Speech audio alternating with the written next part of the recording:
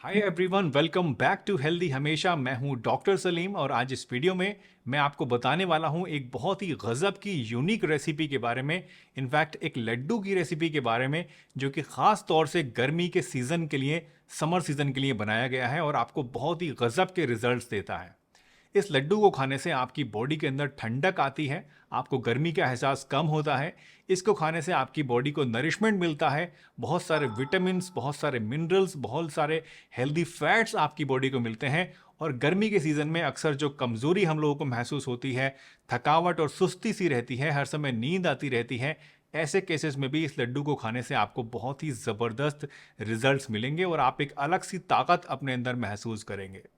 As an Ayurvedic doctor मैं बहुत ही excited हूँ आपको ये लड्डू की रेसिपी बताने के लिए, क्योंकि इसके अंदर जितने भी इंग्रेडिएंट्स हमने इस्तेमाल किए हैं ये सब के सब साइंस बैक्ड हैं और आयुर्वेदिक प्रिंसिपल्स के हिसाब से पूरी तरह से जस्टिफाइड है।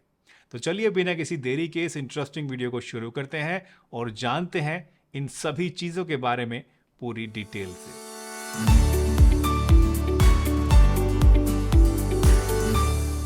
दोस्तों, आयुर्वेदिक प्रिंसिपल्स के हिसाब से हमारी बॉडी के अंदर अगर कोई सा भी दोष बिगड़ जाता है, यानी हमारी बॉडी में 3 दोष होते हैं, वात, पित्त और कफ। इनमें से कोई भी अगर कम हो जाए या बढ़ जाए तो उसकी वजह से एक इम्बैलेंस पैदा होता है और ये इम्बैलेंस ही हमारी बॉडी के अंदर अलग अलग बीमारियां पैदा करता है। गर्मी के मौसम में अक्सर हमारी बॉडी के अंदर पित्त दोष बढ़ जाता है और इसी वजह से हमारी बॉडी में हीट बढ़ जाती है और हमें अलग अलग तरह की प्रॉब्लम्स जैसे कि एसिडिटी का हो जाना, जैसे कि स्किन प्रॉब्लम्स हो जाना, फोड़े फुंसी हो जाना, एलर्जीज हो जाना, ये बहुत ही आम बात है। इसलिए जो भी चीज़ हम खाने पीने की गर्मियों में लेते हैं, कोशिश करनी चाहिए कि वो ठंडी हो, ऐसी हो जो कि हमारी बॉडी में इस बढ़े हुए पित्त को शांत करने का काम करे। जो लड्डू आज मैं आपको बताने वाला हूं दोस्तों, इसकी रेसिपी ऐसी ही हमने बनाई है जो कि आपकी बॉडी के अंदर ठंडक प्रोवाइड करती है और इस बढ़े हुए पित्त को शांत करने का काम करती है, जिससे आपका जो त्रिदोष है वो बैलेंस होता है और आप हेल्दी रह पाते हैं। इस लड्डू को बनाने के लिए आपको कुछ इंग्रेडिएंट्स की ज़रूरत पड़ेगी। तो सबसे पहले आप इन इंग्रेडिएंट्स को नोट कर लीजिए, एक पेन और पेपर ले लीजिए। सबसे पहली चीज़ जो इस लड्डू के लिए आपको चाहिए वो है 1 कप कसा हुआ नारियल। दूसरी चीज़ जो आपको चाहिए वो है 1 कप रोस्टेड बादाम का पाउडर। तीसरी चीज़ आपको चाहिए 1/4 कप खसखस यानी पॉपी सीड्स। चौथी चीज़ आपको चाहिए 1/4 कप मगज़ तरबूज यानी तरबूज के बीज का मगज़। पांचवी चीज़ आपको चाहिए 1 कप खालिस शहद। छठी चीज़ आपको लेनी है आधा चम्मच, आधा टीस्पून हरी इलायची का पाउडर। और सातवीं चीज़ आपको चाहिए 1 चुटकी भर केसर यानी कि सैफरॉन। और लास्ट चीज़ जो आपको चाहिए वो है 1 कप खजूर का पल्प यानी खजूर की गुठली निकली हुई। 1 कप के बराबर इसका पल्प आप ले लीजिए और कोशिश कीजिए जो खजूर आप ले रहे हैं वो खजूर ज़्यादा ड्राई ना हो। जितने ज़्यादा फ्रेश खजूर होंगे, जितने ज़्यादा लिक्विडी और जितने ज़्यादा सॉफ्ट खजूर होंगे, उतने ही ज़्यादा आसानी से आपका ये लड्डू बनेगा। अब बात करते हैं इन लड्डुओं को बनाने के तरीके के बारे में। दोस्तों, इन लड्डुओं को बनाना बहुत ही ज़्यादा आसान है। अपने घर पे आप आराम से खुद ही इनको बना सकते हैं।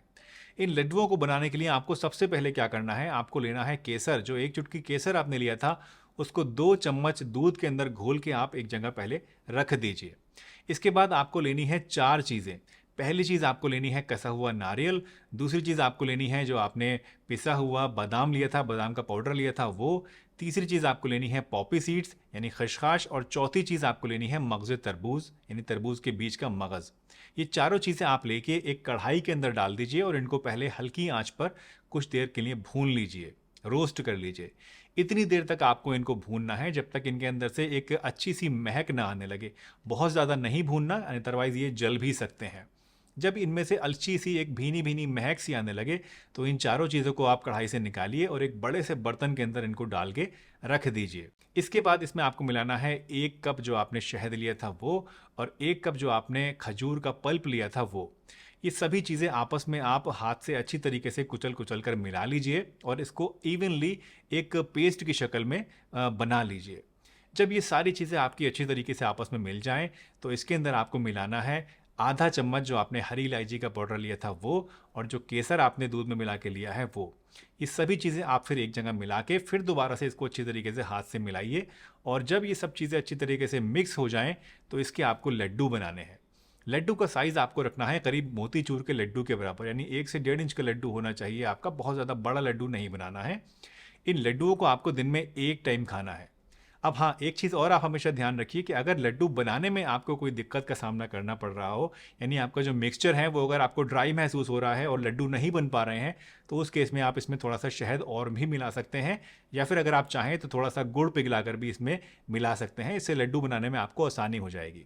ये लड्डू जो आपने बनाए हैं, इन लड्डुओं को बनाने के बाद आप एक कांच के एयर टाइट कंटेनर के अंदर, मर्तबान के अंदर भर के रख लीजिए। इनको आप नॉर्मल टेम्परेचर में भी रख सकते हैं और चाहें तो आप इनको फ्रिज में भी रख सकते हैं। अगर आप फ्रिज में इनको रखते हैं तो करीब 2 हफ्ते तक आराम से इनको आप इस्तेमाल कर सकते हैं, ये ख़राब नहीं होंगे। दिन में एक टाइम आपको ये लड्डू लेने हैं। आप चाहें तो सुबह में इन लड्डुओं को ले सकते हैं या फिर चाहें तो आफ्टरनून में भी ले सकते हैं।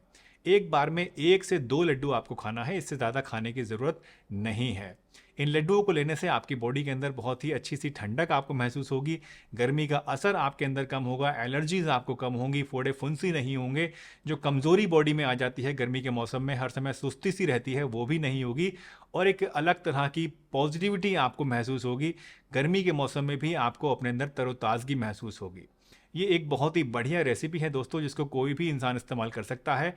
सिर्फ और सिर्फ अगर आपको डायबिटीज़ है तो उस केस में आपको ये रेसिपी इस्तेमाल नहीं करनी है, क्योंकि इसमें शहद का इस्तेमाल होता है और गुड़ का भी इस्तेमाल आप कर सकते हैं, तो उस केस में ये आपको नुकसान दे सकते हैं। अदरवाइज़ कोई भी इंसान इसको आराम से खा सकता है। मुझे उम्मीद है आज की ये वीडियो आपको ज़रूर पसंद आई होगी और इससे आपने कुछ ना कुछ नया ज़रूर सीखा होगा। अगर ये वीडियो आपको अच्छी लगी है तो इसे लाइक कीजिए, चैनल पर नए हैं तो चैनल को सब्सक्राइब कीजिए और सभी के साथ शेयर भी कीजिए। मैं डॉक्टर सलीम आपसे विदा लेता हूँ इस वादे के साथ कि फिर मिलूंगा इसी चैनल पर एक नई बहुत ही बढ़िया सी वीडियो में। तब तक के लिए अपना बहुत ध्यान रखिए, हंसते रहिए, मुस्कुराते रहिए, रोज़ कुछ ना कुछ नया सीखते रहिए, ताकि आप रह सकें हेल्दी हमेशा।